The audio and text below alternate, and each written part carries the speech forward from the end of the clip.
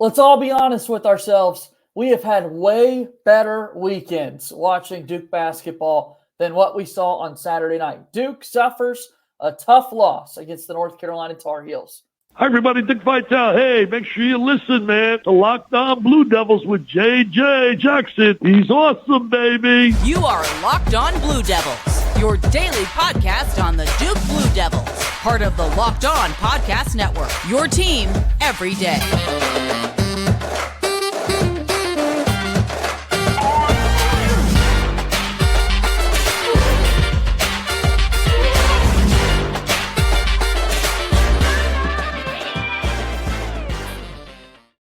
Hello, everybody, and welcome into another episode of the Locked On Blue Devils podcast. My name is JJ Jackson. I hope that you're doing well here today on Monday, March 11th, 2024. ACC Tournament Week has arrived. Selection Sunday now just 6 days away, and a lot for us to be discussing here in the life of Duke basketball. Locked On Blue Devils is your one-stop shop for everything going on in the world of Duke athletics. Let me give a tip of the cap to that Duke baseball team who won the series against number one Wake Forest over the weekend in Winston-Salem. Blue Devils, one of the top 10 teams in all of baseball. We talk about everything in the life of Duke athletics, but today, of course, we dive in to that Duke basketball game over the weekend against North Carolina. The Tar Heels walk away with a 5-point victory, spoiling Jeremy Roach's senior night, and the team falls to second place in the ACC to open up the ACC tournament. Jordan Mann is here with us on today's show. If you have not done so already, please be sure to follow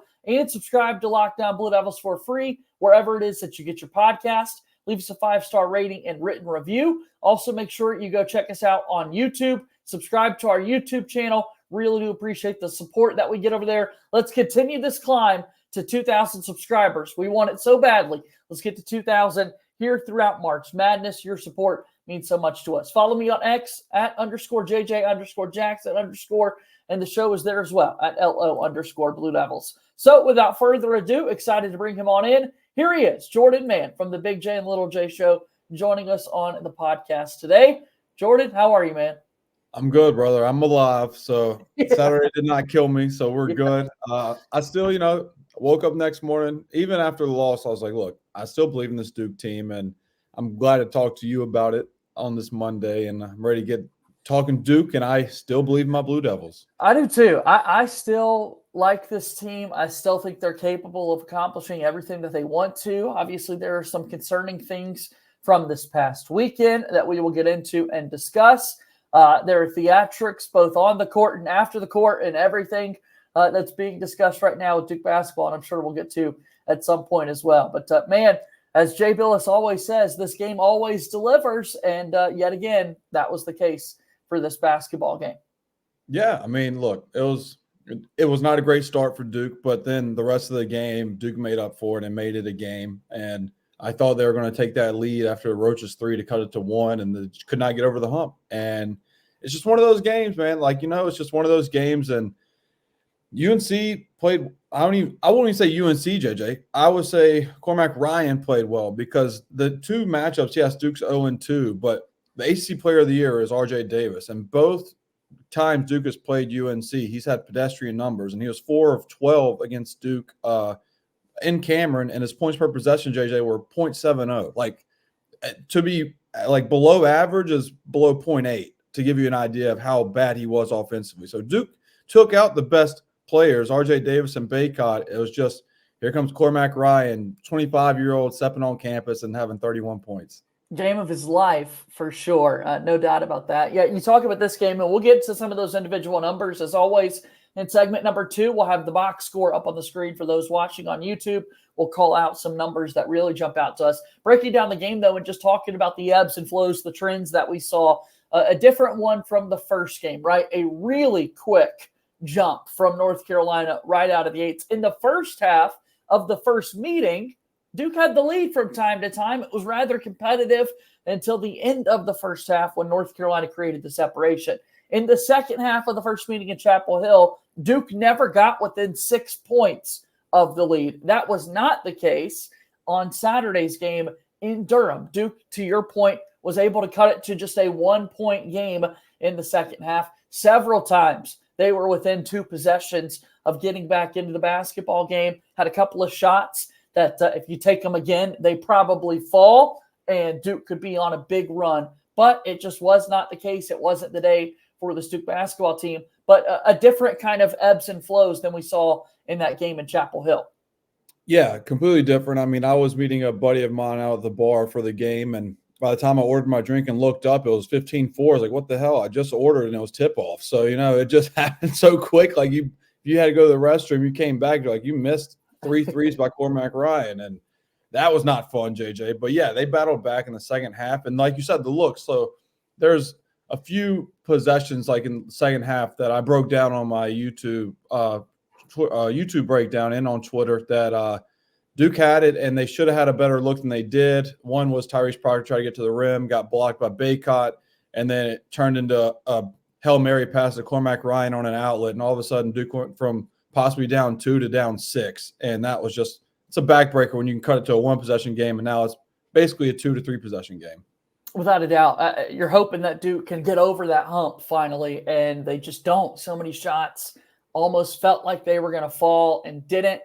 You look at this game in particular in terms of the turnovers for Duke basketball. Some of the shooting wasn't where we wanted it to be. I was on this program on Friday with Isaac Shade from Locked On Tar Heels talking about the fact that, look, I just didn't think North Carolina was going to make as many shots from the outside. Cormac Ryan single-handedly did the damage there himself. But from 3, Duke wasn't their most efficient shooting the basketball either. Really quiet nights from Jeremy Roach. Definitely so for Mark Mitchell. A couple of guys that we're used to seeing play well for Duke just didn't have it. Yeah, I mean, Mark Mitchell, he's either going to get you right over double digits for the most part or right below it. And obviously he had 3 points and 4 rebounds. But Roach, look, he just pressed. He looks like a senior that really loved senior night, really embraced his last time at Duke. And sometimes you can just be over emotional in a game like senior night. I went through a couple of them, and it's legit. It's just from that standpoint, it was so much more to him to where he wanted to play so good that he pressed. And that's the first time I've seen Roach press in his 4-year career, really. So I call it a mulligan, basically, an anomaly that Roach is going to bounce back. I can say that confidently in Duke's next game in the ACC tournament. And then, for them, they were 7 of 15 from 3, but Cormac Ryan was 6 of 8. So you take away that, they're 1 of 8 from 3 as a team, and Harrison Ingram didn't hit one after he killed Duke the first round. So it's you give and take, you push and pull with the scouting report of John Shire's hey, DJ Burns is going to beat us at NC State, nobody else. He had 27, Duke cruised to a win on the road. Cormac Ryan has 31, and then besides Ingram's 14, nobody else scored in double digits for UNC. So it's this time the one-man show did beat you because he was hitting 6 of 8 from 3. Yeah, definitely tough to watch Cormac Ryan make those shots and turn and have words with the Cameron Crazies. That wasn't enjoyable. Didn't love seeing that. But look, you're on the road. Everyone's against you. You're making those shots. Talk your stuff, I reckon. So, he played really, really well. For Duke, kind of talking about those performances, we'll get to some of the highlights here in just a moment. I thought it was a really tough game for Ryan Young as well. For him to be celebrated there in his final home college basketball game for Duke, there was foul trouble issues with Sean Stewart and Kyle Filipowski. John Shire and the staff relied a lot on Ryan Young, and I thought it was a tough night for him. Yeah, I mean, he played he had 2 offensive rebounds, 6 total boards, what he does, but he had 1 turnover, and that 1 turnover was big because it was wide open on a little high-low. He probably should have bounced past it instead. He did a chest pass and it was stolen, and the magnitude of that one play was big for the game, and he missed 2 bunnies around the rim too that really hurt. But so did Filipowski. Filipowski, I've said on the show and I've said on the Big J and Little J show, you look at the box score 23-7. I know we'll break this down, so I can save this, JJ. But just know the 8 of 18, the 2 of 6 from 3, those are the shots we'll talk about coming out of the break of where I thought he should have hit. Without a doubt, Ryan Young, a couple of shots in that second half in particular. I'm thinking of a one-handed 8-footer that kind of rimmed in and out. I think it would have cut the game to 5 and really swung momentum back in Duke's direction. But it was not to be. North Carolina wins. They sweep the season series. Look, Duke did that last year, and that's the beauty of this rivalry. It just goes back and forth. It just really, really sucks when North Carolina beats Duke, and we're all feeling that way today. That's okay. It's a therapy session for us here on Locked On Blue Devils today. Let's take that first time out of the program. When we come back, we can continue our discussion here on today's episode of Locked On Blue Devils. Locked On Blue Devils here today is brought to you by our friends over at Fire TV. That's right, Fire TV is your destination for sports, from live games to highlights, in-depth analysis. Fire TV offers an amazing viewing experience with smart TVs, as well as Fire TV Stick that you can plug in to your existing TV that provides access to millions of movies and TV episodes, as well as free and live TV. Fire TV recently created Fire TV channels to deliver a constant supply of the latest videos from your favorite sports brands, all for free. And that includes all of us at Locked On and most of the big pro leagues and college conferences as well. Fire TV channels let you dive in on all the game analysis, highlights, and more. Keep up to date on all the latest in the world of sports, March Madness, NBA, MLB, and lots more. Not to mention great news, entertainment, gaming, travel, cooking videos as well. Check out Fire TV channels on Fire TV and Alexa devices. If you haven't checked out Fire TV channels, you should. Trust me on this. To learn more, visit Amazon.com/LockedOnFireTV. Once again, that's Amazon.com/LockedOnFireTV. Our show today is also brought to you by our friends over at Game Time. When we're talking about last-minute ticket deals, there's no better place to go than Game Time. You shouldn't have to worry when you buy tickets to your next event.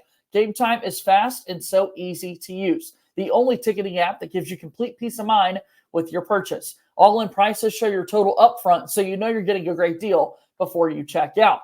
Game Time has deals on tickets right up to the start of the event and even an hour after it starts. It's the place to find the last-minute deals. With zone deals, you pick the section and Game Time picks the seats for big-time savings. And the Game Time guarantee means you'll always get the best price. If you find tickets in the same section and row for less, Game Time will credit you 110% of the difference. Take the guesswork out of buying tickets with Game Time. Download the Game Time app, create an account, and use code LOCKEDON for $20 off your first purchase. Terms apply. Again, create an account, redeem code LOCKEDON, LOCKEDON, for $20 off. Download Game Time today. Last-minute tickets, lowest price guaranteed. All right, let's move forward here on today's episode of Locked On Blue Devils. JJ Jackson hanging out here with my good pal, Jordan Mann from the Big J and Little J show. Tell us a little bit about your show, man. Yeah, we record every week. It's a weekly show. We recorded tonight for Tuesday. So recapping Duke, Carolina, see what's next for Duke and Duke's ceiling. Was the topic of discussion this week. And then you can find me on YouTube at jman_ with 2 N's with the underscore, and where I have film breakdowns of Duke games. And also I'm going to start doing player breakdowns, JJ. So I'm looking forward to that. But yes, Connor and I will be recording tonight and have a new episode of the Big J and Little J show, either dropping tonight or first thing tomorrow morning. I can't wait for that. That's going to be awesome. And make sure you go check all of that out. Follow him on X at JMan's Takes. He's got a lot of good ones. A big day here in North Carolina. Sports betting online, now legal in the great state as of today, ahead of ACC tournament week, ahead of the March Madness run. Charlotte Hornets in action here today, and you're already letting people know on X what you're feeling, man. I loved it. Yeah, something like that. Do not tell my bets. If you want to win money, go opposite of what I do. All right, let's get into the box score. 84-79, the final score for Duke in their loss against North Carolina. The Tar Heels actually turned the basketball over more than the Blue Devils. 13 turnovers for UNC, 7 for Duke. The difference is Duke only turned those 13 turnovers into 14 points. North Carolina turned 7 Duke turnovers into 15. So more points on 6 fewer turnovers forced by the North Carolina defense. That's something we looked at in the first game. It's only right that we looked at that again here today. Yeah, you're right, JJ. I mean, that's a great stat. And that, and even when Duke shoots ill-advised shots, a missed layup is basically a transition bucket as well. When you get a defense rebound off a missed layup, you get out and run in transition like UNC loves to do. That's essentially the same thing. A blocked shot's basically a turnover too. So all those add up, JJ, and that's how you win a game. It's how you still road win against your rival. And look, if you'd have told me Duke was going to hit more free throws and more threes and have half the turnovers that UNC did, while RJ Davis and Baycott had single digits, give me Duke all day. You know, like it's just, but that's bad. That's why you play the game, JJ. Like that's why weird things happen. You look at box scores and they don't add up. When you say those numbers, you're like, how did Carolina win? You got to watch the game. And hats off to UNC, man. Really, it was just they won. Like the veteran team, that's Duke's kryptonite. With as much as Duke fans love the top recruiting class, you're getting all these talented freshmen coming in, that does burn you in big games sometimes. We saw it against Tennessee last year in the second round, and we've seen it with Duke this year against UNC. And do I think 25 years old is a little too old for college basketball? Yeah, I think there should be a cap on ages. Like high school, I don't think you can be older than 19 to play high school basketball. So like college, maybe you need to like look at that list once COVID year's over and be like, hey, 23 is where we cut it off. Yeah, 25 is kind of crazy, but hey, shout out Cormac Ryan getting the job done. 31 points, a career high on 6 of 8 from 3, 9 of 10 from the free throw line.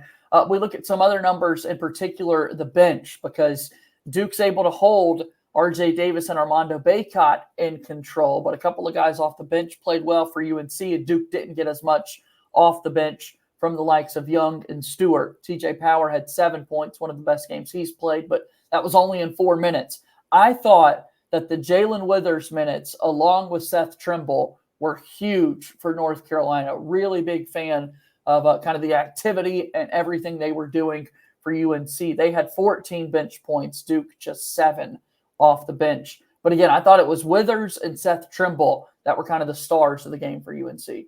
Yeah, I said in my video breakdown of the game, JJ, that Withers was low-key, sneakily my player of the game. Like Cormac Ryan, yeah, he had 31, but you need somebody else to step up. And he played 11 minutes. He had 6 points, 8 rebounds. 4 of those were offensive. And one of those was a pivotal moment of Harrison Ingram shoots an air ball right before halftime. Who's underneath the basket? Proctor doesn't box out. Yeah. Withers, he gets it and puts it in, turns a 6-point game or a 5-point game to a 7-point game. And that just kind of, you got to end halves better than that. And having an air ball right there is tough for Duke because it falls right in your lap, literally. And the bench guy comes off the bench and makes a huge play for UNC. And that's literally still in a possession. Yeah, let's make it worse. It was a 7-point game and turned it to a 9-point game at the break. 40-31 the score for UNC there. But a tough way to end that first half. And in the second half, he makes couple of big rebounds, to your point, 4 of them on the offensive boards. And then just Seth Trimble's ability to come in, kind of be a little change of pace guy, hit a couple of shots from the mid-range, but then really got after it on the defensive end of the floor for North Carolina and was picking up a lot of the Duke guards full court from time to time and just kind of changed everything they were trying to do. Yeah, that, JJ, and also UNC beat Duke the way Duke's been beating teams in 2024 with their rebounding. Duke was out-rebounded, and UNC shot 50%, and they had double-digit offensive rebounds. Like, that's how Duke's been beating opponents, and it came back to bite Duke this time against an opponent because they didn't keep them off the glass. And so that's how you also get beat. And, weird things happen, JJ. And like I said, Phil Palsky, what I was going to say before break was he's 8 of 18, JJ, but 2 of 6 from 3, and all 4 threes are wide open that he missed. And where I'm getting to that is, so I did some deep diving, okay? So I was on Synergy this weekend.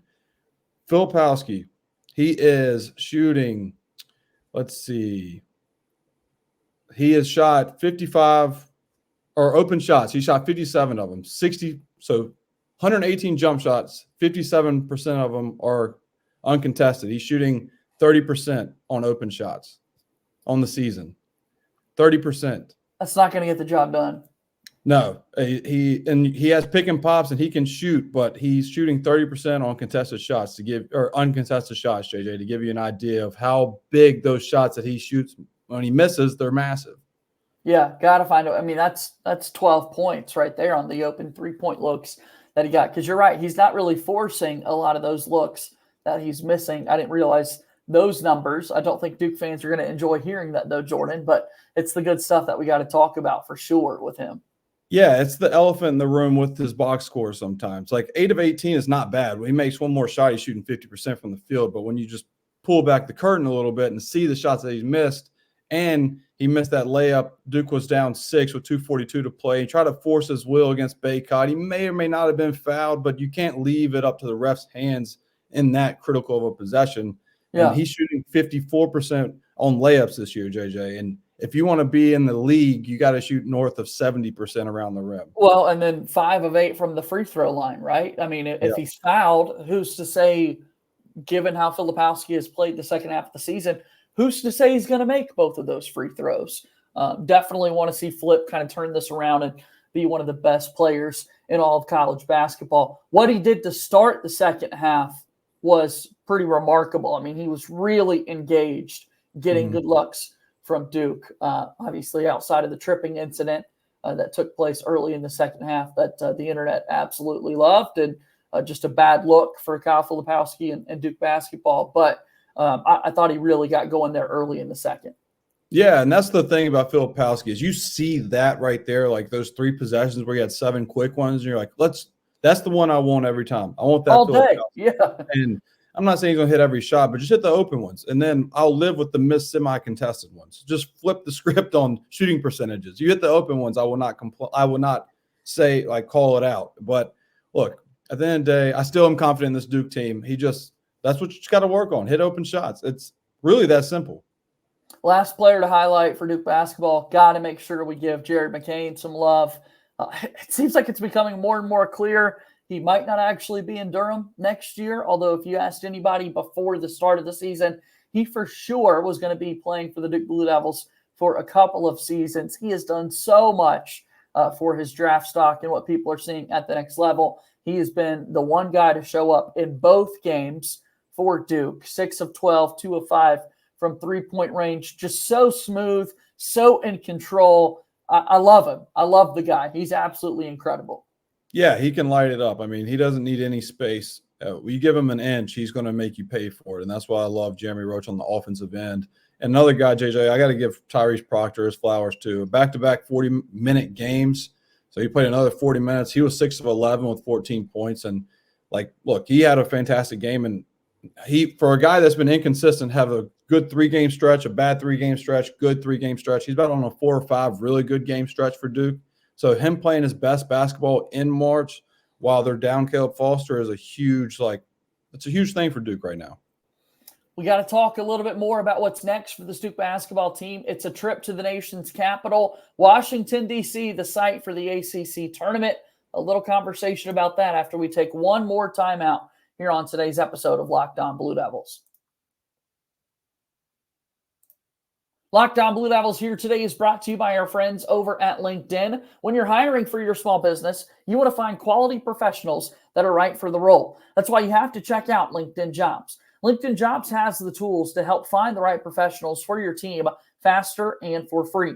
LinkedIn isn't just another job board. LinkedIn has a vast network of more than 1 billion professionals, which makes it the place to hire. It gives you access to professionals you can't find anywhere else. LinkedIn does all of that while making the process easy and intuitive. LinkedIn knows that small businesses are wearing so many hats and might not have the time or resources to hire. They want to constantly find ways to make the process easier for you. Post your job for free at linkedin.com/lockedoncollege. That's linkedin.com/lockedoncollege to post your job for free. Terms and conditions apply. Let's move forward here on today's episode of Locked On Blue Devils. I'm JJ Jackson, alongside my pal Jordan Mann from the Big J and Little J show. We're getting ready for the ACC tournament. It's our favorite week of the year in a lot of ways in the state of North Carolina. However, it's not being played in the home state. We head to the nation's capital where we will see Washington, D.C. host the ACC tournament. You ready for it? I'm ready for it, JJ. I wish it was in Greensboro. Last year, I was there for every single round, every single game, and it was the best time of my life. So I wish it was back in Greensboro, but hey, if Duke wins it, that's all I care about. That's what we're looking for, right? We just want Duke to repeat their performance from last season where they won the ACC tournament championship. Duke has the opportunity to play North Carolina for a third time this year, and as Duke was officially second and in sole possession of second place in the ACC regular season standings, should they play North Carolina again, it would be in the ACC tournament final. First, however, for the Blue Devils, is a game on Thursday at 7 p.m. Eastern, where Duke will take on either Syracuse or Louisville or NC State. So either the 15 seed, the 10 seed, or 7 seed Syracuse will be Duke's first opponent coming up on Thursday. Look, JJ, I'm going to say it's either going to be Syracuse or NC State. If it's Louisville and Syracuse, then Keith might be with us next Monday. So right. I think it's NC State or Syracuse. But yeah, it's who would you want? Who do you want? Syracuse or NC State out of those two teams? I don't know, man. Part of me, Duke felt pretty comfortable in the Syracuse game this season. A little bit of a slow start against NC State, and they did just fine. I don't know that I really have a preference between the two, Jordan. If I'm being honest, I'm kind of happy that Duke avoided the top half of this bracket when you kind of look at the matchups. Now you got to go take care of business in games like this. And obviously Clemson was a tough game for Duke, only winning by 1 point, needed the Proctor free throws with 1 second left to get that win in the regular season. But I kind of like the draw, as it were. I guess NC State maybe, but I think Duke should feel pretty good with Syracuse as well. I just wanted to spin it on you on your own show. Put you against the wall. I deserve it. That's good. No, I agree, though. And I think Clemson is, with sports betting being legal now in North Carolina, JJ, that would be my dark horse to win the ACC with those odds, because they've proven they can go toe-to-toe with Duke, and they have beat Carolina this year. So that's a team that I'm like, hey, Clemson. I'm excited to see how this plays out. Excited to see how Duke bounces back. It's going to be a tough test, again, to win the title. That means you're playing 3 games in 3 days, but it's kind of gearing you up for March with the quick turnarounds that you'll have in those NCAA tournament games. But when you're talking about Duke, they've responded really well to losses for the back half of this season. You know, you had back-to-back losses against Arkansas and Georgia Tech really early in the year. But outside of that, Jordan, I mean, I've been really impressed with what Duke has done following the loss. Yeah, we'll see if there's a pattern here, JJ, because that's a good point. Also, like when they lost to UNC the first time, they came off a very impressive road win at Virginia Tech. And then coming into this UNC game, they had a very impressive road win at NC State. And then they bounced back from the UNC loss, looked really good. Let's see if they can bounce back, like you said, from the UNC loss and run the table. Well, we're going to be watching. We're going to be following along throughout this entire week. You, of course, will have good coverage coming up, again, with the Big J and Little J show. Do me a favor, one more time, Jordan. Let people know where they can find your work and what they can expect out of you. So, yes, Big J and Little J show you can see on all podcasting apps. We're everywhere. So Spotify, Apple, Google, whatever you have. YouTube, it's under my name, JMan_. And we just got over 100 subscribers, JJ. So it's a big deal. Now we're on to 200. So, on to 200. Make it happen. Go subscribe, please. Yes. I appreciate the shout out, JJ. I'm catching up to you, baby. You got over 1,000. I'm coming up. I'm coming on you. JMan_. Go show them some love. I'm not kidding. The breakdowns are incredible. Live action, stopping the highlights, stopping the plays as they happen. You put a lot of time, and I wish people could realize how much hard work goes into things like that, man. You've kind of shared some stories from time to time. I think once you did the whole thing without actually recording or made a mistake like that. And, I did the whole thing and forgot to mute Jay Billis. So you would have heard me and Jay Billis for 30 minutes. So I had to redo that whole thing, and it was just disaster. That's a tough look, man. That's a tough look. It was so bad. We need your best performance this time of year, however, right? This is when championships are won in the month of March. You did a great one with this UNC game. We need you to keep it up, man. I'll be locked in, JJ. Duke keeps winning, keep challenging me. I'll just keep making them. I love that. Jordan, thanks for the time as always, man. We'll talk soon. Appreciate it, brother. All right, that's Jordan Mann joining us here on today's episode of Locked On Blue Devils. Please go check out his fine work, again, on X at JMan's Takes. That's going to do it for our show here today. As always, go Duke. I'll talk to you tomorrow. My name is JJ Jackson. Thank you and good day.